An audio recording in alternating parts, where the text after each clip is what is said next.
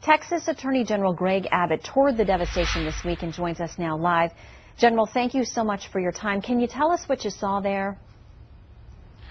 Shannon, I'd be happy to, but if I could quickly capture maybe this past week, and that is Americans, whether it be in West Texas or Boston or other places in between, have faced a lot of tragedy, but we see the resilience of what it means to be an American in the aftermath of Boston and also in the aftermath of West.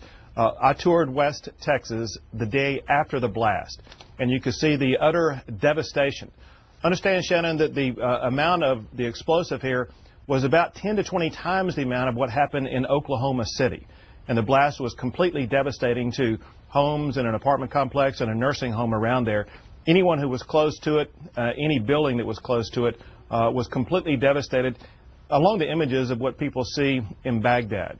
The important thing, though, Shannon, is the very day after this blast and continuing through today, you see the hope and optimism in the eyes and the hearts of the people who live there, who try to piece their lives back together, and also through the first responders who literally lost their lives trying to help their fellow men.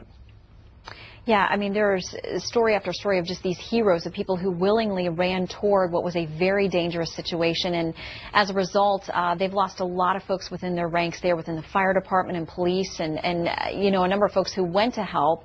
How do they begin to recover at this point? I mean, we were encouraged in the last hour to hear from that county say fire departments, police departments from far and wide have come to try to supplement their ranks and help them out. But seeing what you've seen, how do people begin to rebuild? Well, they start by working inside out. This is a small town with a big heart, and they are applying that principle and working their way through this. Some of the people, as you just noted, are getting to go back to their homes today and late yesterday.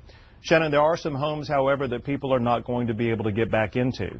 And there's a school or two that people are not going to be able to get back into. So it's going to be a marathon, not a sprint, and helping some of the homes and some of the people who were closest to the blast site work their way forward. And understand this, Shannon, this is a small town and community.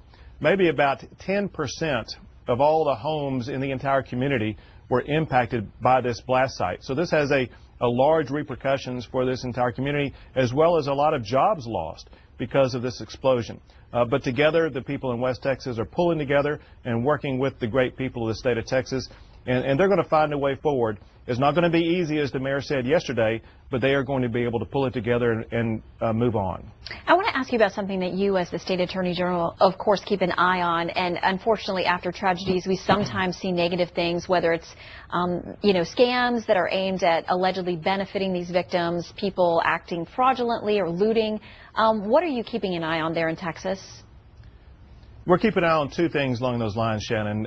First is whenever there is a disaster declaration, my office is authorized to make a declaration, which we have, warning against price gouging. We see this in the aftermath of hurricanes and some other tragedies. We want to make sure that the victims of the West blast are not going to be facing jacked up prices just because of an increased sudden demand. So we're warning people not to jack up prices. The second warning against for people across the country who may be watching this, and that is that Americans want to help out, they want to donate. Well, be sure that you're donating to an organization that it really is going to get the resources you provide to the people who really need it.